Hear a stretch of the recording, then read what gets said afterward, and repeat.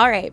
We are going to be speaking with 4 more amazing founders also found on the Scentbird platform. Everyone, please welcome Ulrich Lang, Ingrid Nilsen, Bernardo Möller, and Lev Glazman. Thank you all for joining us today. I love the theme music. So if you could just introduce yourself and tell us your brand for those of you who don't know you yet. Me? Yes. My name is Bernardo Möller. I'm the creative director and founder of House of Beau. And yeah, we're an Ecolux fragrance house with a proud Mexican heritage. I'm from Mexico. All the inspirations come from my childhood in Mexico. I love it. Thank you. My name is Lev Glazman. I'm a founder of The Maker. It started as a hotel and then became a full-fledged fragrance line. We're celebrating travel fantasies that you wish for, you want to experience, and you want to put it in the bottle. And we're celebrating sensuality. I'm Ingrid Nilsen, and I'm the co-founder of the new Savant, and we make daring fragrances that transport you to emotional places. My name is Ulrich Lang. Everybody knows me by Uli Lang, and I'm one of the co-founders of Ulrich Lang New York Fragrances. It's a fusion of my dual passions for contemporary photography and fragrance. And we've been around for 20 years, so happy anniversary to both Scentbird and us. Yeah. Yeah. Happy Annie to all. So I'm just going to ask you a few questions that, again, they come from some of our Scentbirdies and from our customers. We're ready. And then next we'll play a fun game we call Perfume Pictionary. Don't worry, you don't have to be able to draw. Not required. Okay. So my first question is for you, Ingrid. You have a wonderful story around each of your fragrances in the home fragrance category, and they all evoke such emotion and such devotion from your customers. Could you tell us a story about maybe the boldest customer feedback you've ever received for the new Savant? I think the boldest customer feedback is definitely around a fragrance that we have called Mixed Feelings. So it's inspired by my mixed race heritage, and I really wanted this note of steamed rice in the fragrance because rice smells like home to me, and it's mixed with jasmine, cedarwood, incense. So it's really inspired by my Thai grandmother and always having a fresh pot of rice at home. And that scent is so polarizing.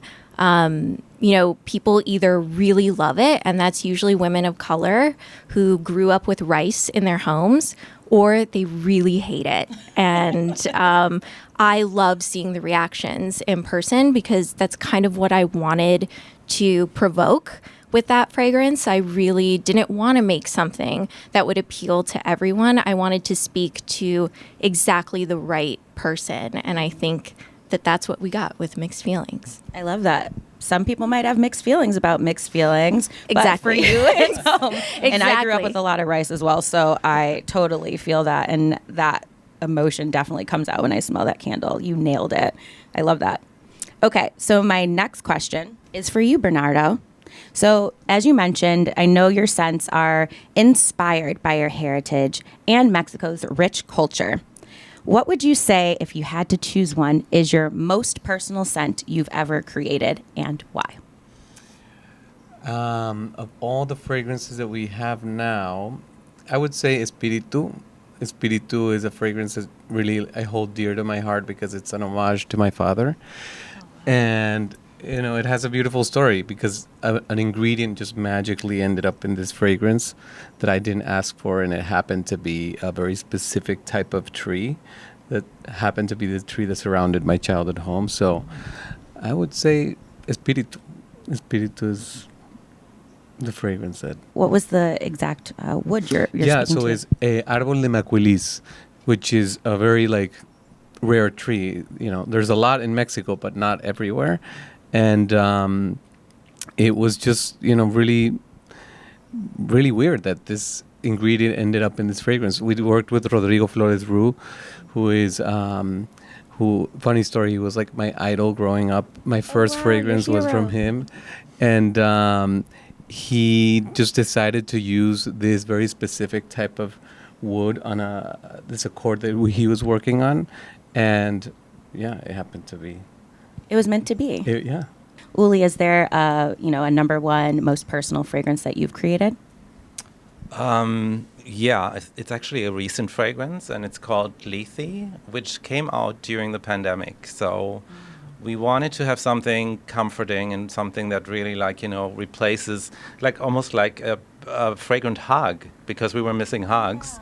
So it's a fragrance based on lavender and musk, and I think it's very of our times. We need a little bit coziness and snuggling and cocooning. Who doesn't love a little snuggle sometimes? Agreed. I mean, my dog knows that deeply. But it's awesome that fragrance can really make you feel comforted, even when you don't have the comfort in real life. You could seek fragrance for a little comfort in your everyday life. That's awesome. Yeah. What was the name of the fragrance? It's called Lethe, and interestingly enough, we picked the name because Lethe was a river in Greek mythology, and when you drank out of it, you forgot everything around you. So one spritz of Lethe, and you forget everything around you. I love It's that. kind of nice. It's kind of nice. We sometimes need a little reset. Yeah. And fall into oblivion, for that matter. Oh my gosh, fall into oblivion with Lethe. Everyone should try it. That's awesome. So Lev, you create a lot of fragrances that provoke and inspire emotion. Could you tell us or take us back to your most provocative scent that you've ever created? The most provocative scent I created was several years ago, called Cannabis Santal, and I experienced some very special moment with somebody, and it was very, very sensual. It was just it's changed something in me so profoundly in these particular moments. I wanted to capture this fragrance immediately the morning after, and I wrote the notes. I sort of created the architecture of the fragrance, and I met with my perfumer following day, and we sat down and we created this together. Talked about the composition of the fragrance and what I would like that to express, and 2 days later, I received the bottle, and it was exactly that moment. It made me so emotional, and going back back at that.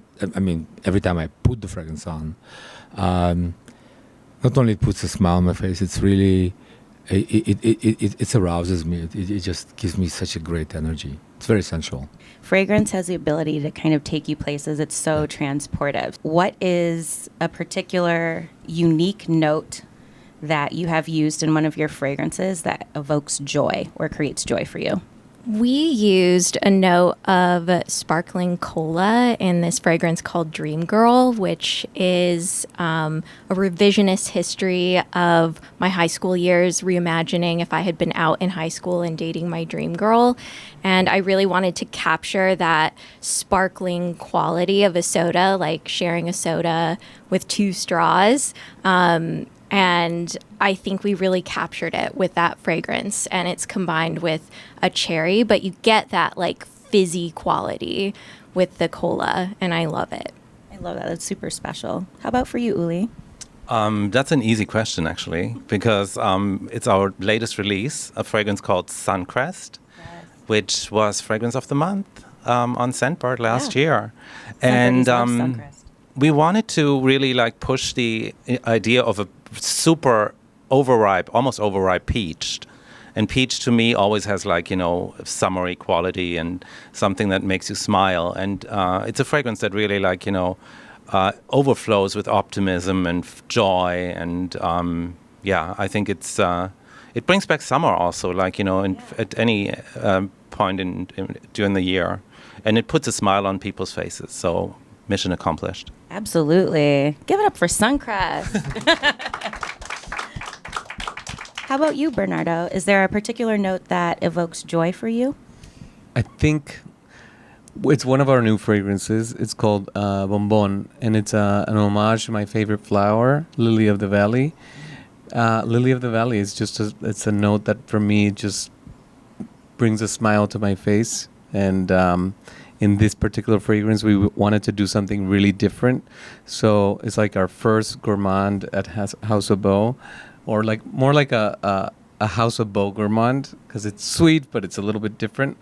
It's marshmallow, lily of the valley, and like an aged cognac in the bottom. So yeah, lily of the valley. Okay, and you as well, Lev.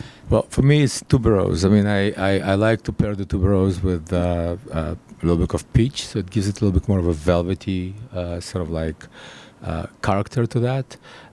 I think there's something about it so confident. Everybody who wears that and they know how to wear it, it just comes across so confident. It does put a smile on my face because some of the people who wore it, they always fall into this category of confidence, and I always smile when I smell this. Okay, so next, are you guys ready for a little game? We're going to play what we call Perfume Pictionary. So I am going to spray a fragrance on a blotter to you. I'm not going to tell you what it is. I'm just going to hand it to you, and I would like you guys to paint a picture with your words. I told you no drawing would be involved. And how would you describe the fragrance, and what does it evoke for you? Are you ready? Ready. Awesome. I'm going to grab the fragrances here. We might do a little ASMR as I'm spraying. And then at the end, I'll tell you what it is. Okay. So, who wants to go first? Any volunteers?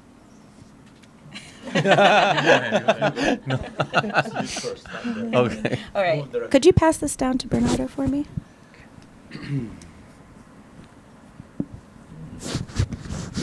What does this fragrance evoke for you? Paint a picture with your words. For me, this fragrance smells like a skin-on-skin scent, a lot of musk, and it's very sensual.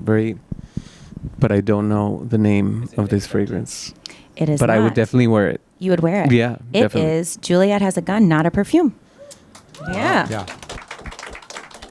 Muy I mean, if rico. you guys could guess these, I mean, there's so many fragrances. I'd be like so impressed. But thank you for painting that picture for us. All right, who's next? Lev? We'll work our way down the line. I'm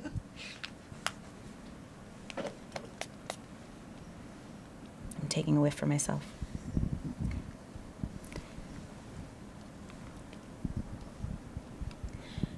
So, Lev, what does this fragrance evoke for you? Paint a picture with your words. So it's floral. It's round. I definitely smell musk, amber, white sandalwood. So like the creaminess of that is there. Where does it take you? Takes me to a bar. Ooh. It's not that it's boozy, but I could smell it with a great cocktail and Do a you kn- cigarette. Yes. I mean, you're describing Arquise indigo smoke. So yeah, there is that element of a deep sultry bar vibes. I love that. Can I smell? Yes. Okay, we're going to the next Smell one. yours. This is for you, Ingrid.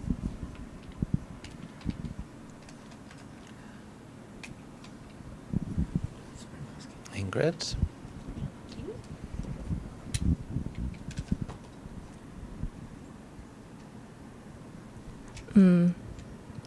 Where does it take you? It smells like the color turquoise. Ooh.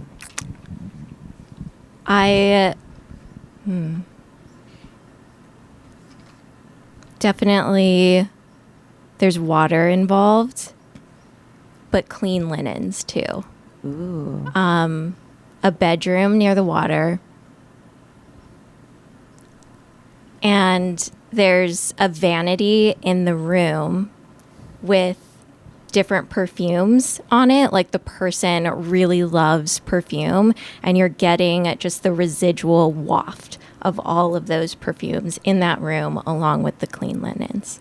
Oh, I'm there with you. Yes. Do you- that fragrance What is that fragrance? is Dans Etoile by Grace DeMonaco. Yes. I don't think I've smelled it. No. No. Have a smell. Have a little Let me whiff. smell I would it. like to smell it. Yeah, very good description Yeah. for it. I love it.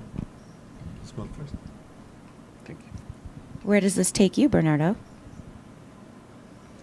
It has an elegance to it also. Yeah, well, Very to me, it's really sophisticated. youthful. Yeah, very youthful.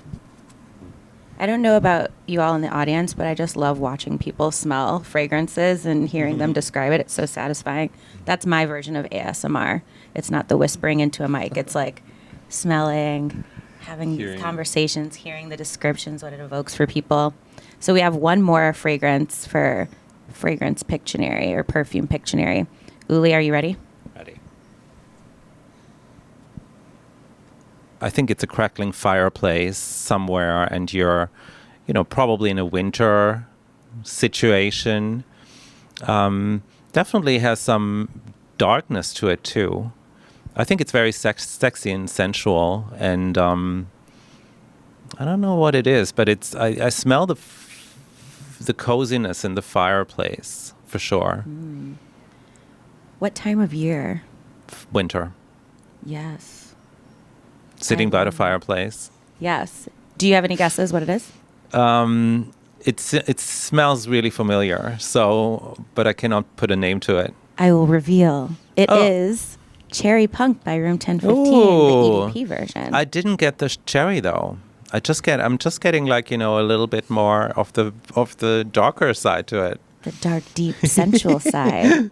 I love it. Okay, cool. Awesome. Thank you guys so much for playing. Of course. Now Thank we are you. going to, let's clap it up. Don't withhold the claps. Interesting. All right. So now we are going to take some questions from the audience for this wonderful group of brand founders. Does anyone have any questions? I know someone's got a question back there. Is that you, Tiff? It is, Brittney. You're doing an amazing job. Thank you.